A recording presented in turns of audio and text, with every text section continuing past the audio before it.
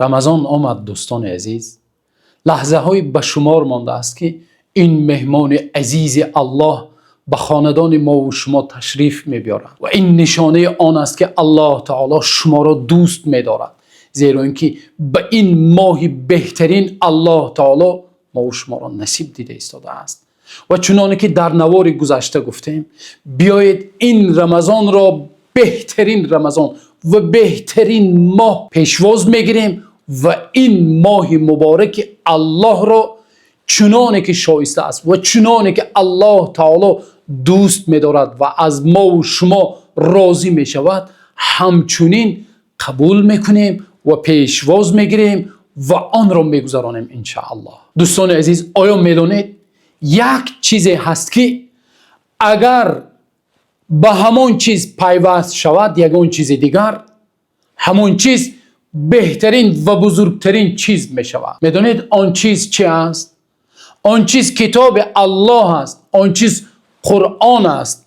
میدانید وقت جبرئیل علیه السلام قرآن را از الله تعالی به پیامبر صلی الله علیه و سلم نازل کردند، سردار فرشتگان و بزرگترین فرشته ها و ملائکه گشتند. و وقت قرآن کریم به پیامبر صلی الله علیه و سلم نازل شد، پیامبر صلی الله علیه و سلم بهترین بشریت و بزرگترین مخلوقات الله تعالی گشتند. وقت قرآن کریم در ماه شریف رمضان نازل شد، ماه شریف رمضان بزرگترین و بهترین ماه ها شد. و وقت قرآن کریم در شب قدر نازل شد، آن شب بهترین و بزرگترین و شب قدر نامیده شد. بنده ای که در قلبش قرآن را جایگیر میکند بزرگترین و بهترین بندگان الله حساب میشود به یگان شک و شبهه. بنابراین این ماه که ماه نزول قرآن است، بیایید چگونه همین قرآن به پیامبر صلی الله علیه و سلم نازل شد از آن آگاه شویم و از درس و عبرت های آن ما و شما در این ماه بزرگترین بهره‌ور شویم، تا اینکه هر یکی ما و شما انشاءالله در قلب ما و شما یک پارچه، یک قسم باشد، یک جزء میده ترین هم باشد از این بزرگترین کتاب در قلب ما و شما جایگیر شود. ما هم از بزرگی آنها و از بزرگی قرآن و از بزرگی این ماه و از بزرگی پیامبر صلی الله علیه و سلم و جبرئیل علیه السلام یک نصیبه خود را گرفته باشه. آیا میدانید این قرآن و این کتاب بزرگترین با پیامبر صلی الله علیه و سلم چگونه نازل شد؟ تقریبا سال 610 میلادی بود. این زمینه که ما و شما الان در آن قرار داریم همه با فسق و فساد و فجور پهن شده، پر شده بود. تصور کنید اهل کتاب که یهود و نصارا بودند، یهود توراتی که از جانب الله تعالی نازل شده بود آن را تغییر دادند. نصرانی ها عیسی را پسر خدا گفتند. عرب ها باشد اطراف کعبه و داخل کعبه را با بت ها پر کرده بودند. همه با شرک و گمراهی و فسق و فساد پهن شده گشته بود. پیامبر صلی الله علیه و سلم به 40 ساله نزدیک می شدند که الله تعالی به قلب مبارک پیامبر صلی الله علیه و سلم به غار حرا رفته، به همان جا نشسته تفکر و تدبر کردن و به بزرگی الله تعالی به این کوه ها و سرزمینی که الله تعالی آفریده است به آن تفکر کردن. الله تعالی به قلب پیامبر صلی الله علیه و سلم محبوب گردانید. بنابراین پیامبر صلی الله علیه و سلم نزدیکی 40 ساله به غار حرا می رفتند و می نشستند. گاه همراه خود خدیجه رضی الله عنها همسر محبوبشان را گرفته همراه می رفتند و همراه به همانجا چنانه که خودمان می گوییم به عزلت می نشستند پیامبر صلی الله علیه و سلم. و روزی بود که پیامبر صلی الله علیه و سلم وقتی در غار حرا تنها به بزرگی الله تعالی تفکر و تدبر می کردند، الله تعالی نور بزرگ خود را با بزرگترین فرشته جبرئیل علیه السلام به ما و شما به این عالمیان رحمتا للعالمین الله تعالی نازل فرمود. جبرئیل علیه السلام به نزد پیامبر صلی الله علیه و سلم اولین و نخستین مراتبه با شکلی که الله تعالی آفریده است، با همون شکل بزرگ چنانه که در حدیث های صحیح روایت شده است و چنانه که پیامبر صلی الله علیه و سلم به ما و شما خبر دادند. پیامبر میگویند وقتی به آسمان نگاه میکردم جبرئیل را میدیدم، وقتی به طرف راستم نگاه میکردم جبرئیل را، به طرف چپ نگاه میکردم تا آخر جبرئیل. یک طرف دنیا را جبرئیل علیه السلام به پرگی گرفته بودند. این مخلوق بزرگ الله نور الله را به زمین ما و شما فرود آوردند، به قلب مبارک پیامبر صلی الله علیه و سلم فرود آوردند و گفتند اقرأ. پیامبر صلی الله علیه و سلم گفتند ما انا بقارئ. گفتند بخوان. پیامبر گفتند خواندن نمیتوانم. باز هم تکرار کردند اقرأ، بخوان. گفتند پیامبر باز هم گفتند ما انا بقارئ، خواندن نمیتوانم. پیامبر صلی الله علیه و سلم خوانده و نوشته نمیتوانستند.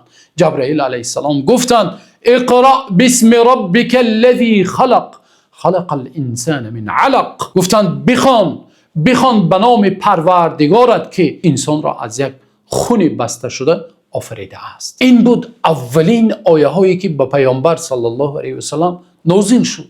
البته پیامبر صلی الله علیه و سلم از بزرگی جبرئیل علیه السلام و از بزرگی این سخنهای الله تعالی، البته پیامبر بودند ولی بنده بودند. پیامبر صلی الله علیه و سلم ترسیدند. بله، واقعا پیامبر صلی الله علیه و سلم ترسیدند و در حال پیامبر صلی الله علیه و سلم برآمده به نزد کی رفتند؟ تصور کنید به نزد کی میرود؟ از همه اما که بهترینشان که پیامبر صلی الله علیه و سلم را بعد از وفات پدر و مادر و بابایشان گرفته به وایره رسانیدند، ابو طالب، به نزد ابو طالب که محبوب ترین شخص بودند، یا به نزد حمزه رضی الله عنه رفتند، یا به نزد ابوبکر صدیق که دوستی نزدیکترینشان حتی پیش از پیامبری بود؟ نه، پیامبر صلی الله علیه و سلم به نزد مادرمان خدیجه رضی الله عنها رفتند. گفتند زمیلونی زمیلونی، گفتند مرا با آغوش گیرید و مرا بپیچانید. گاه بالای بنده وقتی یکون مشکلات، یکون چی یا یکون دشواری ها و وزنینی ها میفراید، یک آغوش، یک نفر نیاز به یک نفر دارد که همون درد دل کند، صحبت کند، به آغوش گیرد، گوید که من همراه تو هستم، من همراه تو هستم، پروا نکن، الله تعالی همراه تو هست. پیامبر صلی الله علیه و سلم گفتند خشیت علی نفسی، ترسیدم. جبرئیل علیه السلام را دیدند، بزرگترین مخلوق الله را دیدند، گفتند ترسیدم، مبادا غضب الله بالای من نآمده باشد. میدونید مادرمان خدیجه چی گفتند؟ کلا لا والله، گفتند قسم به نام الله هرگز. گفتند شما مردی هستید که از همون روزی که مادرمان خدیجه رضی الله عنها با پیامبر صلی الله علیه و سلم تجارت کرده بودند و همچنین سپس ازدواج کردند، مادرمان خدیجه مثل یک همسر و زوجه مهربان و بسیار با شفقت شوهر خود را و همسر خود را بسیار خوب میشناختند، زیرا اینکه زن خوب شوهرش را خوب میشناسد. گفتند شما نفری هستید که همیشه همراه ضعیف هستید، شما نفری هستید که مهمان را اکرام میکنید، شما نفری هستید که تصل الرحم، صله رحم میکنید با خویشاوندان، شما نفری هستید که تکسب المعدوم، یک بیچاره را از دستش میگیرید و یک بینوا را کمک میکنید، شما نفری هستید که وزنینی های دیگران را بر دوش خود میگیرید. هرگز شما را الله تعالی خوار و ذلیل نمیکنه. شوهر مهربان خود را گرفته گفتند بیایید به نزد ورقه ابن نوفل، یکی از خویشانمان میرویم که او چی است؟ اهل کتاب است. ورقه ابن نوفل یک پیرمردی بود که نصرانی شده بود، از دین نصرانیت آگاه بود، از تورات و انجیل و از پیامبران آگاه بود. پیامبر صلی الله علیه و سلم رفتند به نزد ورقه ابن نوفل و همه چی را چنانه که هست نقل کردند. میدونید ورقه ابن نوفل به پیامبر صلی الله علیه و سلم چی گفت؟ گفت همان فرشته‌ای که به موسی و با دیگر پیامبران نازل میشد به تو هم نازل شده است و تو پیامبر شدگی. ای کاش من وقتی که قوم تو را اخراج میکنند، بدرغه میکنند و تو هجرت میکنی، ای کاش من همراه تو باشم و تو را نصرت دهم. پیامبر صلی الله علیه و سلم حیران شدند، گفتند او مخرجیهم، اولا قوم من مرا بدرغه میکنند، مرا اخراج میکنند؟ گفتند بله، هر نفری که به سوی حق دعوت میکنند و به سوی حقیقت مردم را دعوت میکنند، دشمنان پیدا میشود و او را میخواهند از سرزمینش اخراج کنند و بیرون کنند. بله، این بود قصه اولین نازل شدن قرآن به پیامبر صلی الله علیه و سلم. و چنانه که گفتیم مقصد ما و شما تنها قصه گفتن نیست. مقصد از همین قصه ما چی عبرت ها میگیریم؟ اولین درس و عبرتی که ما و شما میگیریم، هر یک چیز وقت و ساعت خود را دارد. گاه یک چیز خیلی به تأخیر گذاشته می شود و الله تعالی می داند که کی برای ما و شما همون چیز لازم است و امروز یا پگاه دیگر یا بعد فلان سال الله تعالی وقت مناسبش را می داند و به همون وقت مناسب الله تعالی آن را برای ما و شما می دهد. بعضا ما و شما بسیار دعا میکنیم، بسیار عجله میکنیم، بسیار سراسیمه میشویم. برای چی دعایم اجابت نشده است؟ برای چی دعاهای مرا الله تعالی قبول نکرده ایستاده است؟ پیامبر صلی الله علیه و سلم 40 سال الله تعالی پیامبر را تیار کرد به همین روز بزرگترین، به روزی که الله تعالی قرآن را به پیامبر صلی الله علیه و سلم و به قلب مبارکشان نازل میکند. الله تعالی همین چیز را پیامبر صلی الله علیه و سلم آماده کرد. الله تعالی میتواند فرزند را در بطن مادرش در 1 هفته آماده کند و بزرگ کند و تولد کند، اما الله تعالی 9 ماه در بطن مادر فرزند نشأ و نما می‌یابد و پس از 9 ماه تولد میکند و هر یک کار وقت و ساعت مناسب و آن وقتی که با حکمت الله میشود وقت خود را دارد. برای همین برای یگان چیز ما و شما عجله نکنیم و شتاب نکنیم. عبرت دیگر این همسری می باشد که همسری با مهر و محبت، همسری می باشد که همیشه شوهرش را در وزنین ترین حالت حیاتش چیکار میکنه؟ دستگیری میکنه. ببینید پیامبر صلی الله علیه و سلم به نزد دوستشان نرفتند و به نزد امکشان نرفتند یا یگان خویش و تبار به نزد یگان نفر نرفتند. امروز بسیاری شوهرها چیکار میکنند؟ وقتی بالای سرش مصیبت میبیاید شکایتش را به یک دوستش میکند، به یگان نفر میکند، یا گاه همسرش وقتی میگوید چی شد برای شما، وقتی از کوچه میبیاید میگوید چی شد برای شما، میگوید که کارت نباشد. اما پیامبر صلی الله علیه و سلم اولین نفری که به نزدش رفتن این همسرشون خدیجه رضی الله عنها بودند. بنابراین ازدواج و زن و شوهری تنها ازدواج کردن و نکاح کردن و فرزنددار شدن و زندگی کردن نیست. ازدواج یک روح در 2 جسم تقسیم می شود. گویا آنها یک نفر هستند. همه مشکلات، خواه مشکلات زن باشد خواه مشکلات شوهر باشد، همه مشکلات زندگی و حیات را آنها با هم میبینند، آنها تقسیم میکنند. بنابراین پیامبر صلی الله علیه و سلم برای ما و شما بهترین نمونه و این ماه شریف رمضان ما و شما همدیگر را باید بسیار خوب بفهمیم. زن و شوهرها وقتی همسر شما برای شما افطار آماده میکنند، در افطار آماده کردن کمی دیر میکنند یا طعامی که تیار میکند کمی مثال نمکش زیاد شد یا نمکش کم شد، نباید که شوهر چیکار کنه؟ غضب‌آلود شود. بنابراین شوهر باید همسر را درک کند و بفهمد و همچنین همسرش، زنش، شوهرش را باید خوب بفهمد و همدیگر را همیشه برای همدیگر ستون همدیگر باید باشند. باز یک عبرت دیگر از این چیز ما میگیریم که وقتی انسان ها امروز نیکی میکنند میگویند که من نیکی کردم اما مردم نفهمیدند.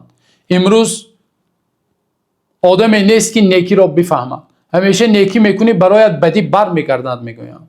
اما ببینید خدیجه رضی الله عنها چی گفتند؟ گفتند که ای همسر عزیزم، هرگز شما را الله تعالی خار نمی کند. برای چی؟ برای اینکه پیامبر صلی الله علیه و سلم یکی های زیاد داشتند، صله رحم میکردند. چه خیلی که خدیجه مادرمان گفتند همیشه بیچاره و بینوا رو از دستش میگرفتند و کمک میکردند پیامبر صلی الله علیه و سلم.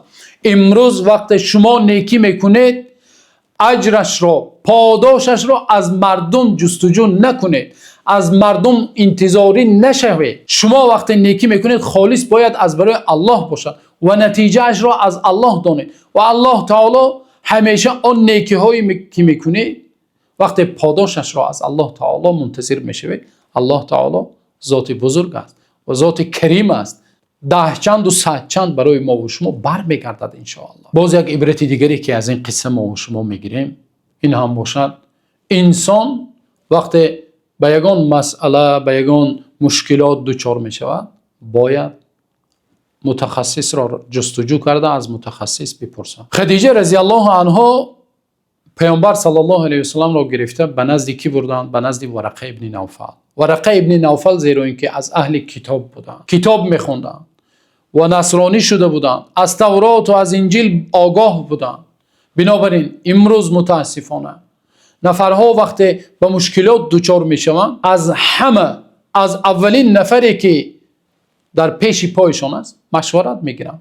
یک انسان عائله‌اش را ویران میکند با سبب مشورت یک جوان دیگر که یگان تجربه زندگی ندارد. یا یک نفر وقتی مسئله دینی است، یک مسئله که وابسته به عقیده او است، به دین او است، میرود از اینترنت جستجو میکند و جوابش را از اینترنت میگیرد.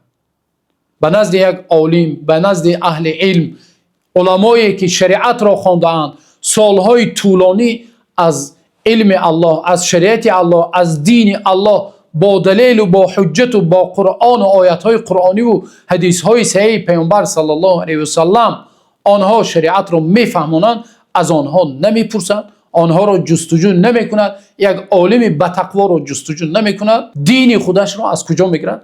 از اینترنت میگیرد یا از یک نفری که دعوای ملاگی میکند اما تقوا ندارد، از الله تعالی نمیترسد و دین الله را خوب درک نکرده است، از آن رفته میپرسد. و در همه ساحه ها همچنین، در تجارت هم باشد، در خرید و فروش هم باشد، در همه جنبه های حیات انسان باید چیکار کند؟ به متخصص مراجعت کند. برای چی امروز یک نفر وقتی بیمار میشود رفته به نزد طبیب، به نزد دکتر مراجعت میکند، اما یک مسئله دین، یک مسئله که وابسته به دین انسان است، به عقیده و شریعت الله تعالی وابستگی دارد، یا بعضا میشود که یک عالم برآمده در یک مسئله صحبت میکند، در کامنتاری میبینی که این مولای نوبرآمد کی شده است، این باز کی است، این تاقی ندارد کو در سرش، این فلان است کو، این بسمدان است کو. میبینی که کسی خواهد در دین الله حرف میزند. آیا درست است؟